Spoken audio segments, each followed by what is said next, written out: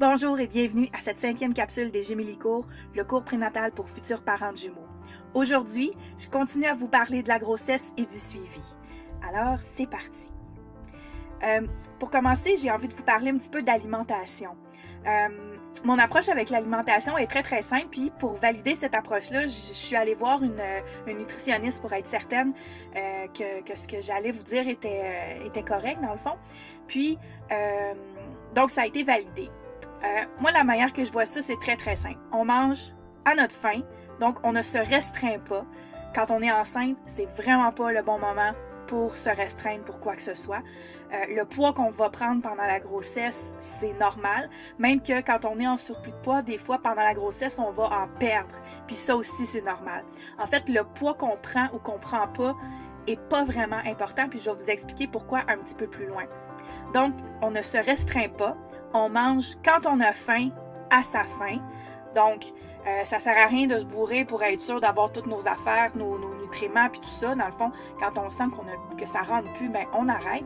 Et ça veut dire prendre plusieurs petits repas par jour. Parce que plus la grossesse va avancer, plus les bébés vont prendre de place et plus l'estomac va être comprimé et plus ça va être difficile de manger, dans le fond. Alors, des fois, ça va vouloir dire 10-12 petits repas par jour. L'important, c'est de manger le plus varié possible, de manger à sa faim, quand on a faim. Dans la dernière capsule, je vous ai parlé des vitamines. Je vais en reparler juste un petit peu. Dans le fond, on peut aller chercher tout ce dont on a besoin dans l'alimentation. Les vitamines sont là pour nous donner un petit coup de main au cas où l'alimentation ne serait pas à son meilleur. Mais ça ne va pas enlever quoi que ce soit à vos bébés si jamais vous décidez de ne pas prendre de vitamines parce que ça vous cause des inconforts. Si ça ne cause pas d'inconfort, ben, pas de problème, on y va. Mais il y en a pour qui vraiment ça donne des grosses nausées, il y en a pour qui ça constipe énormément. Dans ce cas-là, c'est pas nécessaire. On peut vraiment juste faire attention à ce qu'on mange puis on va avoir tout ce dont on a besoin. L'important, c'est si on décide de ne pas prendre de vitamines, c'est d'en parler avec son médecin, ça va de soi. Maintenant, on va parler de la fameuse question du poids. Quel est le poids qu'on devrait prendre quand on est enceinte de jumeaux? Alors, on voit ici sur le petit diagramme qui a été fait selon Santé Canada, selon les normes que Santé Canada a publiées sur son site Internet. Dans le fond, si on a un poids normal, on devrait prendre à peu près entre 25 et 35 livres quand on a un seul bébé. Quand on a 2 bébés, ben, on peut aller jusqu'à 54 livres. Ça pourrait être en bas de ça, ça pourrait être en haut de ça. C'est juste des barèmes qui nous disent c'est quoi la moyenne. Mais c'est pas une règle. C'est pas parce que tu prends 80 livres que t'es pas normal. C'est pas parce que tu prends pas de livres que t'es pas normal. En fait, c'est un facteur qui est pas vraiment important dans l'analyse de votre cas pour le médecin. On continue à prendre cette mesure-là un peu par habitude parce que, et là, je vais vous parler un peu d'histoire. Dans les années 20, 30, 40 ou même avant ça, le seul indicateur que les médecins avaient pour savoir si les bébés grandissaient bien dans le ventre de leur mère, c'était la mesure du poids de la mère. Parce qu'évidemment, il n'y avait pas de radiographie, il n'y avait pas d'échographie. Donc, la seule façon qu'ils pouvaient voir que les bébés grandissaient, c'était de prendre la mesure du poids de la mère. Alors, c'est devenu très, très, très, très, très important. Puis, on a mis historiquement beaucoup d'emphase sur le poids que devait prendre la mère. Et c'est même devenu, avec le temps, un point où les médecins chicanaient leurs patientes là, qui prenaient pas assez de poids ou qui en prenaient trop parce que là, c'était plus selon les normes. Et de nos jours, avec l'échographie, on peut très bien suivre l'évolution des bébés sans prendre la mesure du poids de la mère. Donc, c'est pas quelque chose sur lequel on doit focusser dans le fond. Maintenant, je vais vous parler des risques et des complications possibles. On va essayer de dédramatiser la situation un peu parce que votre médecin vous a sûrement parlé de tous les risques possibles pour les gémellaires, puis peut-être que ça vous a inquiété. Alors, on va essayer de dédramatiser un peu la situation. Alors, le risque numéro 1 pour la grossesse gémellaire, c'est l'accouchement prématuré. En 2015, quand j'ai écrit mon livre, le taux de prématurité chez les gémellaires était à peu près à presque 50%. Dernièrement, je suis allée voir les chiffres pour voir si ça a évolué avec le temps et à ma très grande surprise, on est monté à 60% de taux de prématurés chez les gémellaires, ce qui est énorme. On essaye depuis plusieurs années de faire reculer ce taux-là et là, je me rends compte qu'il a avancé en fait. Donc, c'est vraiment le risque le plus important. Celui que vous risquez le plus de connaître, dans le fond. Puis, c'est pour ça que j'ai fait un bloc uniquement sur la prématurité pour essayer d'abord de comprendre la prématurité, puis essayer de la dédramatiser aussi un peu pour essayer de comprendre qu'est-ce qui se passe pendant ce temps-là, puis qu'est-ce qu'on peut faire, surtout pour la prévenir, la prématurité. Donc, un autre risque, c'est dans le fond des risques plus élevés pour tout problème lié au développement. Donc, il y en a chez les cinglotons aussi. C'est juste un petit peu plus élevé chez les gémellaires. Il y a plus de risques d'arrêt de croissance. Il y a plus de risques de mort in utero, surtout dans les 3 premiers mois. Ça arrive très souvent qu'une grossesse va commencer gémellaire, puis qu'il y a un des 2 bébés qui va juste arrêter sa croissance dans les premiers mois. Avant la venue de l'échographie, on s'en rendait pas compte de ça. Les mamans tombaient enceintes puis accouchaient d'un bébé, puis elles n'ont jamais su qu'elles avaient eu 2 bébés. De nos jours, avec les échographies de plus en plus précoces, ben ça fait en sorte qu'on le sait quand on perd un de nos jumeaux. Donc, il y a toute la notion de deuil périnatal qui vient autour de ça et qui est un peu difficile. C'est pour ça aussi que je vais en parler un peu dans le bloc sur la prématurité.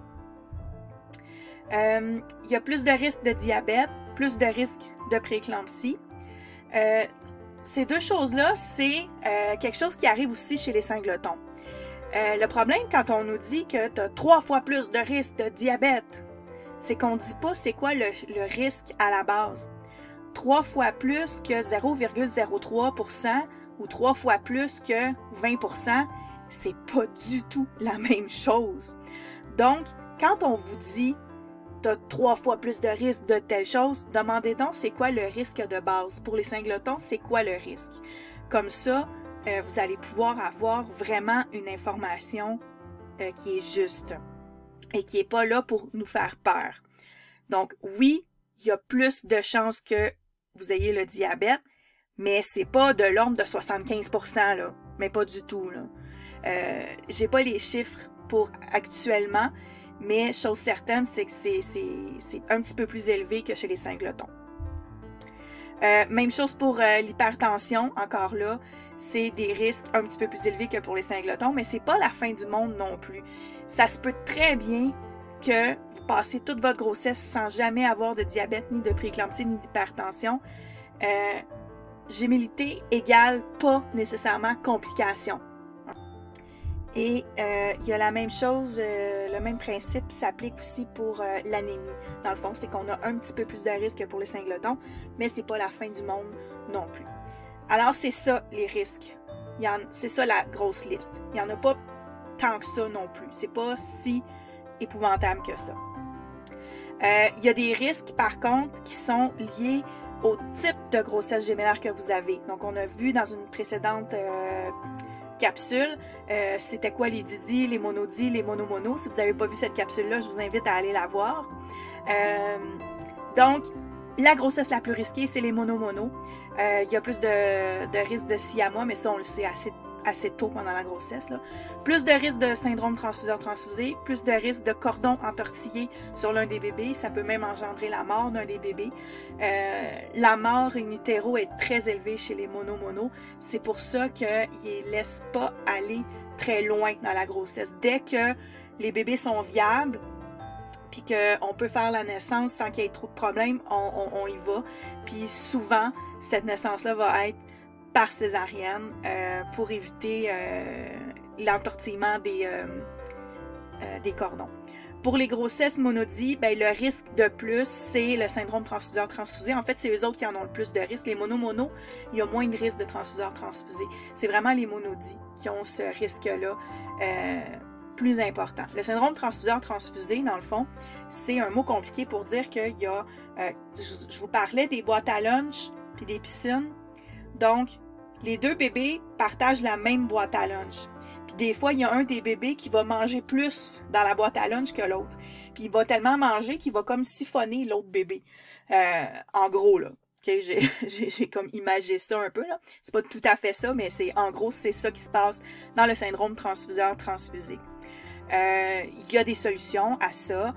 On peut aller cautériser l'espèce de communication qu'il y a entre les deux pour essayer d'éviter qu'il y ait une communication, dans le fond, entre les deux. Les DIDI, c'est la grossesse gémellaire la moins risquée.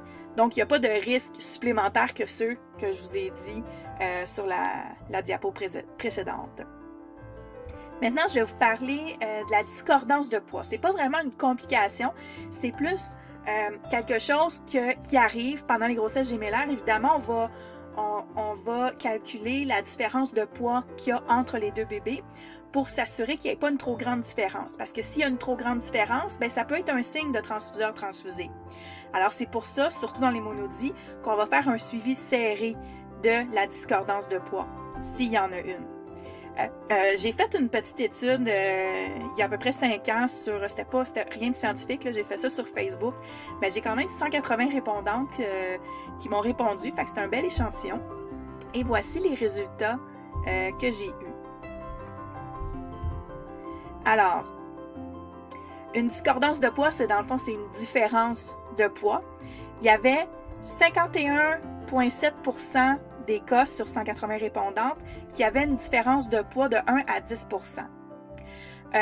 On parle en gémilité que on peut avoir de 1 à 20% de différence de poids et c'est normal. Au-delà de 20% de différence de poids, là, on va commencer à investiguer pour être sûr qu'il n'y ait pas de complications, qu'il n'y ait pas de transfuseur-transfusé. Mais tant qu'on est en bas de 20%, il n'y a aucun problème. Vous vous souvenez, la fameuse phrase, tant qu'on n'a pas de preuve que ça va mal, c'est que ça va bien. Donc, même chose pour la discordance de poids. Tant qu'on est en bas de 20%, tout va bien.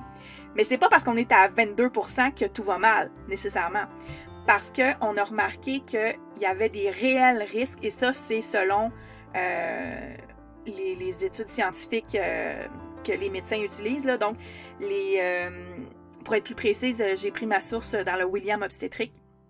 Et là-dedans, ça dit qu'il y a vraiment des dommages qui arrivent au bébé à partir de 34% de différence de poids. Puis on voit ici, dans mon tableau, que dans les 180 répondantes, il y avait seulement 5% qui étaient à 34 et plus.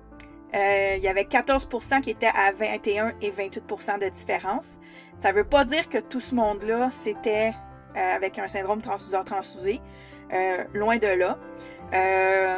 Mais ça vous donne une idée d'à quoi ça ressemble la différence de poids. On se compare un peu, puis on se console. On se dit « Ah, je suis pas si pire que ça finalement ». Dans le fond, tant qu'on n'est pas en haut de 20%, on s'inquiète pas. Puis, même si on est en haut de 20%, on s'inquiète pas tant qu'on n'a pas de preuve que ça va vraiment mal, c'est-à-dire qu'il y a vraiment un syndrome transfuseur-transfusé. Et encore là, c'est pas la fin du monde non plus parce qu'il y a des solutions à ça. Donc, j'ai ramené ça ici sur 21 et plus de discordance de poids.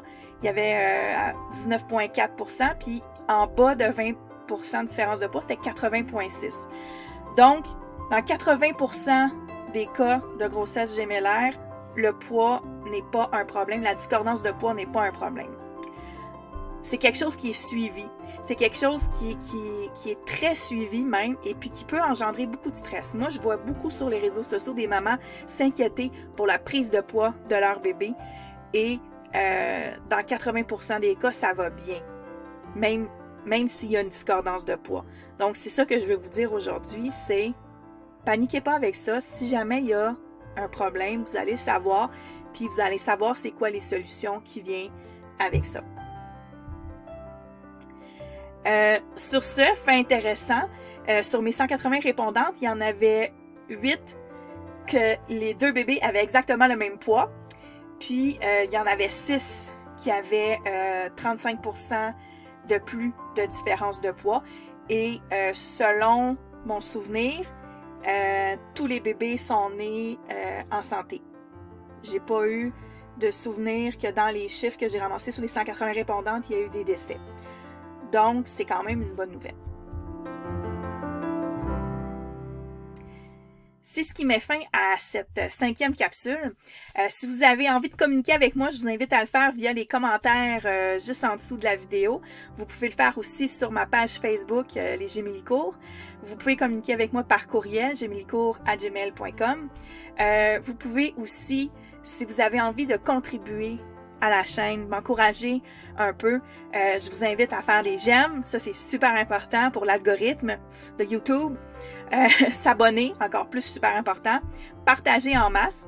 Et si vous avez envie, vous pouvez aller sur le site internet de Utip /Gémelicourt pour donner un peu d'argent, soit en vous achetant un chandail ou une tasse, ou juste en faisant une donation, un tip dans le fond. Utip, c'est une plateforme qui est là pour la rémunération des créateurs de contenu comme moi. Donc, si vous avez envie de contribuer à la chaîne, je vous invite à aller faire un petit tour sur mon Utip. Sur ce, je vous dis à la prochaine. Merci beaucoup d'avoir été là. À bientôt.